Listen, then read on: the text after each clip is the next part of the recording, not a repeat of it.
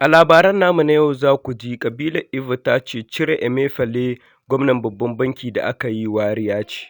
Ƙungiyar ƙoli ta al'adun ƙabilar Igbo, wacce aka fi sani da Ohanaeze Ndigbo, ta yi Allah wadai da matakin dakatar da gwamnan babban bankin Najeriya, Godwin Emefiele, tare da bayyana matakin da shugaba Bola Tinubu ya ɗauka a matsayin wata alama ta nuna wa ƙabilar Igbo wariyar jinsi. Ƙungiyar ta bayyana haka ne a cikin wata sanarwa da daraktan kula da sha'anin ƙasa ta ƙungiyar, Mazi Chima Uzo, ya raba wa manema labarai. Uzo ya ce ba a bi ƙa'ida wajen dakatar da Emefiele ba, saboda haka ƙungiyar tana ganin mataki ne da aka yi da gangan da nufin kawar da kabilar Igbo daga ofisoshin gwamnati. Amma masanin harkokin tattalin arziki na ƙasa da ƙasa, Shu'aibu Idris Mikati, ya aina matakin ne da cewa idan kiɗa ya canza dole rawa ta canza. Kiɗi ya canza dole rawa ya canza.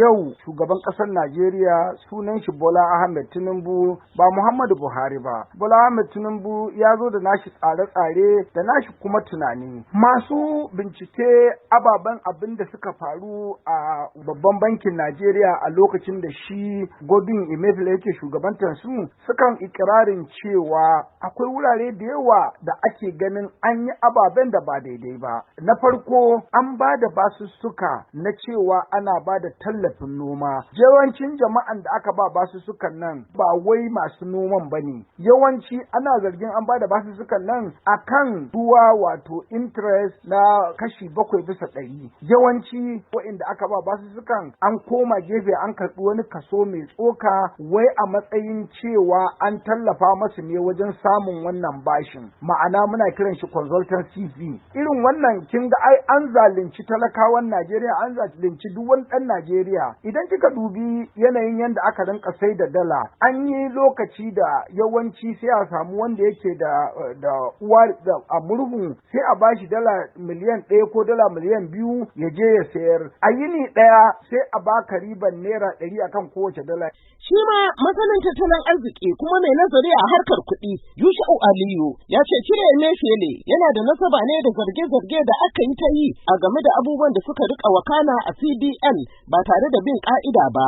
Ba mu yi mamaki ba saboda mun karanta cewa hukumar tsaro na ƙasa tana zarginsa da wasu abubuwa. To kin ga idan aka samu zargi daga hukumar tsaro na ƙasa, to ba wanda zai ce wani abu sai dai da abin da bincike ya yi, amma kuma kowa ma a cikin tattalin arzikin ƙasan ya yi tunanin cewa ko ba a kama shi ba za a yi raba shi da aikinsa, duk da yake ma shekarun da ya ɗiba na aiki suna da yawan gaske tunda tun zamanin gwamnatin shugaba Goodluck Ebele Jonathan ya fara aiki kuma ya ƙara aikin a gwamnatin Buhari da matsaloli masu girma waɗannan matsaloli za su iya haifar da komi ga kowane irin mutum, musamman irin tsarin da aka zo da shi wanda bai nasara ba, wato tsari na sake fasalin kuɗi da kuma na shirin nan na rage yawan kuɗi a hannun mutane wanda bai nasara ba. Shi kuwa tsohon sanata wanda ya wakilci Katsina ta Arewa, Ahmed Babba Kaita, ya tsokaci cewa kamar ni ina goyon bayan wannan, kuma na gode ma Bola Ahmed Tinubu Asuwaju da yin wannan, dan an ce da zahi kan bugi ƙarshi. To amma fa wannan kamar yadda ke cikin tambayi kika ce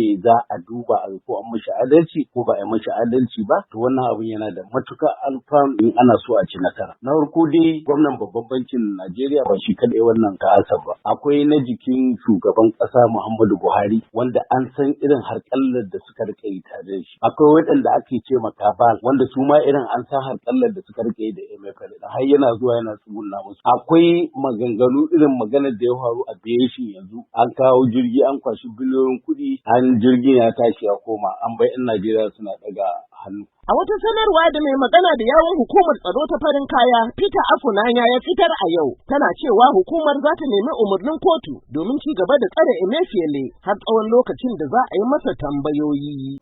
Ma sauraro kada dai ku manta ku danna mana subscribe kana ku danna mana ƙararrawa domin samun shirye-shiryenmu da zarar mun ɗora.